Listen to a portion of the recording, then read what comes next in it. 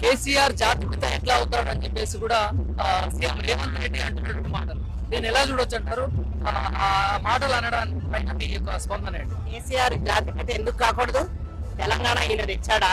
తెలంగాణ కోసం ఉద్యమాలు ఈయన చేశాడా? తెలంగాణ తీసుకొచ్చింది ఎవరు? ప్రజలకు అందించింది ఎవరు? ప్రజలకి ఇన్ని పథకాలు తీసుకొచ్చి ప్రజల్ని సుఖ సంతోషాలతో ఉండేలాగా 10 సంవత్సరాలు పాలించింది ఎవరు? కరెంట్ ఇచ్చింది ఎవరు? పెన్షన్లు ఇచ్చింది ఎవరు? కళ్యాణ లక్ష్మి ఇచ్చింది ఎవరు? షాదీ ముబారక్ ఇచ్చింది ఎవరు? ఇవన్నీ ఇచ్చింది ఎవరు? ఇప్పుడు నిన్న కాకమన్న వేవులో కొట్టుకొచ్చి గవర్నమెంట్ తీసుకొచ్చి అడ్డమైన పనులు చేసుకుంటూ ప్రజలు ఇళ్లలో ఉన్న వాళ్ళు కూడా బయటకి ఇచ్చి ఇళ్లు కూల్ చేస్తున్న ఈ గవర్నమెంట్ జాతిపిత అనడానికి అనడానికి కూడా అర్హత లేదు. నా ఉద్దేశం ప్రకారమే ఖచ్చితంగా తెలంగాణ ఎవరైతే తీసుకొచ్చారో ఆయనే జాతిపిత, కేసీఆర్ గారే జాతిపిత. మళ్ళీ కూడా తెలంగాణలో ఆయనే నాయకుడిగా నిలుస్తారు, ఆయనే సీఎం అవుతారు.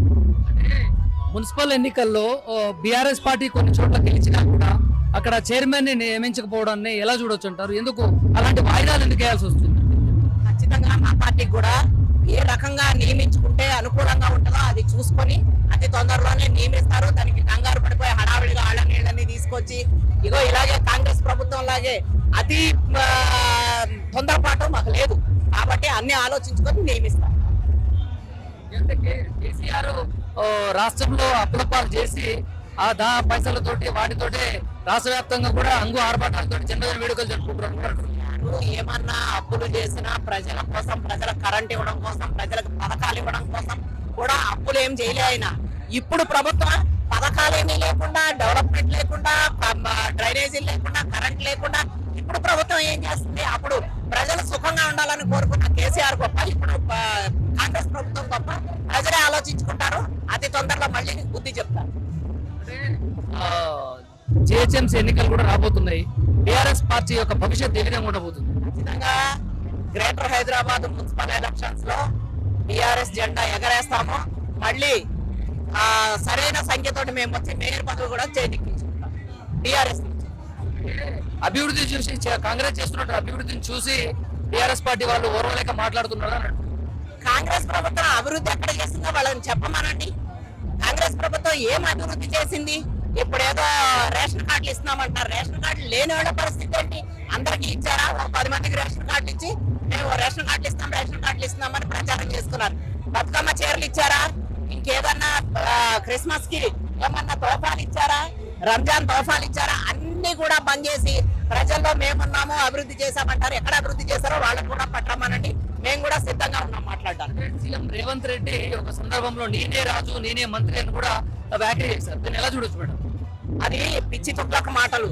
ఇప్పుడు కాంగ్రెస్ ప్రభుత్వంలో కూడా మహానాయకులు చాలా మంది ఉన్నారు. వాళ్ళందరినీ తుంగలో తొక్కి ఏదో మాటలతోటి చేతలతోటి ముందుకొచ్చి నేనే రాజు నేనే మంత్రి అంటే మిగిలిన వాళ్ళందరూ ప్రజలందరూ మనుషులు కాదా? వాళ్ళ పార్టీలో ఉన్న నాయకులందరూ నాయకులు కాదా? ఈయనొక్కడే తోప, ఈయనొక్కడికే మాటలు వచ్చా? ఈ పిచ్చి ప్రభుత్వంలో పిచ్చి మాటలు మాట్లాడటం మానుకోవాలి. ఇకనైనా రేవంత్ రెడ్డి అందరూ గడుస్తున్న మంత్రులే, అందరూ మంత్రులు ఉన్నారు, నాయకులు ఉన్నారు. అందరినీ కలుపుకొని పోవాల్సిన అవసరం రేవంత్ రెడ్డికి ఎంతైనా ఉంది. రాష్ట్ర వ్యాప్తంగా ఈ రోజున కార్యకర్తల అభిమానులు, కేసీఆర్ అభిమానులు గుళ్ళల్లో పూజలు చేస్తున్నారు. ఆరోగ్యం బాగుండాలని, రాబోయే రోజుల్లో కేసీఆర్ ముఖ్యమంత్రి కావాలని కూడా పూజలు చేస్తున్నారు.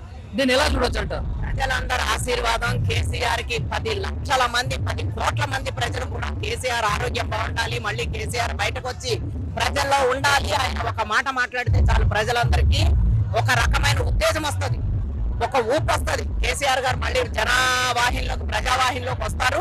ఆయన ఖచ్చితంగా మళ్ళీ మన ప్రభుత్వాన్ని నిలబెడతారు. మేమంతా కూడా హ్యాపీగా ఉంటాం. జిహెచ్ఎంసీ పదవీ కాలం పూర్తయిపోయింది. జిహెచ్ఎంసీలో ఎన్నికలు రాబోతున్నది మరి కొద్ది రోజుల్లో. దీన్ని ఎలా ఉండబోతుంది బీఆర్ఎస్ యొక్క పార్టీ ప్రభావం?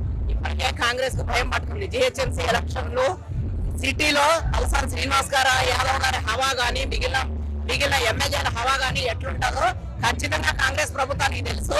అలాగే ఆ హవా అంతా కూడా మేము చూపిస్తాం. 6 గ్యారెంటీలు ఇస్తున్నాము అని అంటున్నారు. ఒకవైపు ఎక్కడ చూసినా కూడా ప్రచారం చేస్తున్నటువంటి పరిస్థితుల్లో టిఆర్ఎస్ పార్టీ పని అయిపోయింది, మేము మొత్తం సీట్లు మేమే గెలిచామని చెప్పేసి కాంగ్రెస్ పార్టీ వాళ్ళు అంటున్నారు.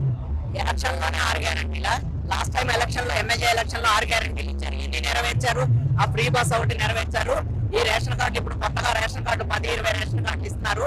ఇవి 2 తప్ప చేసిన కాంగ్రెస్ గవర్నమెంట్ చేసిన అభివృద్ధి లేదు, వాళ్ళు ఇచ్చిన పథకాలు లేవు, మళ్ళీ వచ్చే పని లేదు.